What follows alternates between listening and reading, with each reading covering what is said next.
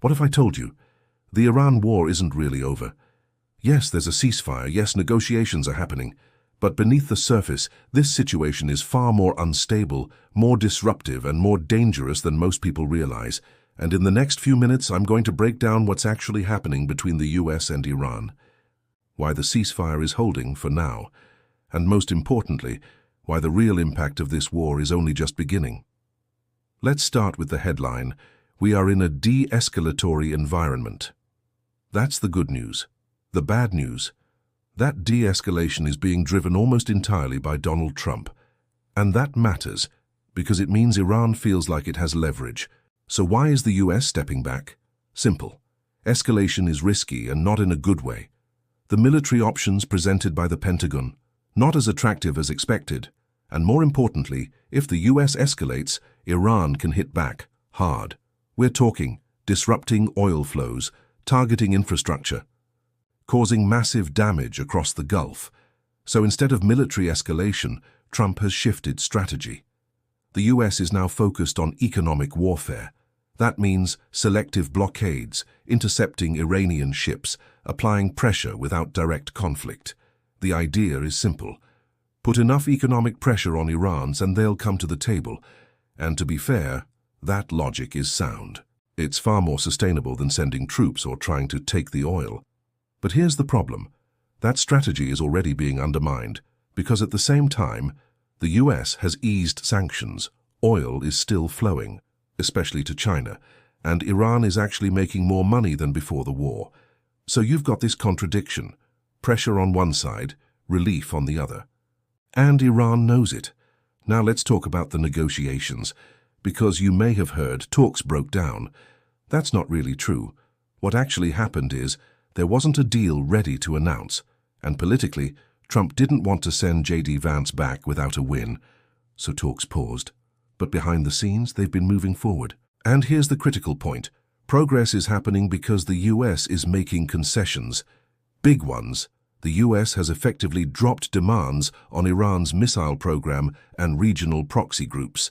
That's a huge shift. Now the focus is almost entirely on Iran's nuclear program. So what does a deal actually look like? At a high level, Iran limits enrichment, the US eases sanctions, frozen assets are released, and the Strait of Hormuz stays open. But the details matter a lot. The biggest sticking points. What happens to enriched uranium? Originally, remove it entirely. Now, possibly dilute it on site. How long does Iran stop enriching? Iran, 5 years. US, 20 years. How much money gets released? $10 billion quickly, potentially much more over time. And none of this happens at once. It's phased, step by step, because neither side trusts the other. Yes, there is progress, but here's where things get more complicated, because even if a deal is signed, the real impact of this war is just beginning. Let's talk about what's already happened. The damage is already done. Right now, around 1,000 ships are stranded. Trade flows are disrupted. Supply chains are out of sync. Even if everything reopens tomorrow, it would take months to normalize, because ships don't just move. You need insurance, security guarantees, cleared shipping lanes. And here's a big one. Mines. Clearing them could take 2-3 months alone. Then there's physical damage.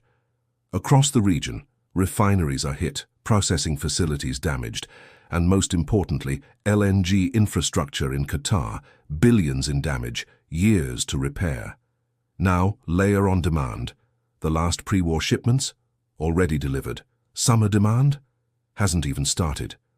Which means energy prices are going higher. But this isn't just about oil. This is where most people underestimate the situation, because energy feeds into everything. Fertilizer to food prices, aluminum to manufacturing, plastics to supply chains, and even AI infrastructure, semiconductor production. Yes, even tech is affected. This isn't just an energy shock. It's a system-wide supply chain disruption. Something closer to COVID than a typical geopolitical event. Now let's assume a deal gets signed. Does that solve the problem? Not even close. There are multiple ways this falls apart. The US slows payments. Iran keeps disrupting shipping. Internal factions in Iran resist. And here's the key risk. Iran is not perfectly centralized. It only takes one hardline faction to derail everything.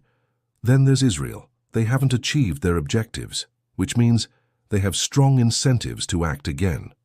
That could mean strikes on Lebanon, direct actions against Iran, and suddenly, the war restarts. But the biggest impact of this war isn't economic, it's geopolitical. In the Middle East, the Gulf Cooperation Council is weakening. Countries are moving independently. UAE is moving closer to Israel. Saudi Arabia is diversifying alliances. The region is becoming less coordinated, more fragmented. In Europe, frustration with the US is rising. NATO cohesion is weakening. There's growing talk of security without the US. In Asia, allies are more cautious. But the biggest winner here? China. Under Xi Jinping, China is avoiding risk, positioning as a stabilizer, expanding long-term influence, and accelerating dominance in clean energy, critical minerals, industrial supply chains. So where does this leave us? 3 key points. The ceasefire is real but fragile. The economic damage is already significant. The geopolitical shift is just beginning. This is not a contained crisis.